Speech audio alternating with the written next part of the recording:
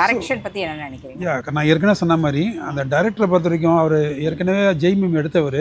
அதுலேயும் அந்த ஒரு இன்டெலிஜென்ஸ் காட்டியிருப்பாரு. எப்படின்னாக்கா படம் ஃபுல்லாக என்கவுண்டர் வந்துட்டு ஒரு குளோரிஃபை பண்ணுற மாதிரி ரஜினியை வந்து காட்டிட்டு கடைசியாக அந்த மாதிரி என்கவுண்டர் பண்ணுறது வந்து சொசைட்டிக்கு நல்லது இல்லை அப்படின்னு ரஜினியை வச்சு ஒரு மெசேஜ் கொடுத்துருப்பாரு. ரஜினி கடைசியாக என்ன சொல்லுவார்னா, police are not hunters, police are protectors. Police வந்து வேட்டையாடுறவங்க கிடையாது, அவங்க சமுதாயத்தை பாதுகாக்கிறவங்க அப்படின்னு ஒரு டயலாகோட முடிச்சிருப்பாரு. Police are not hunters,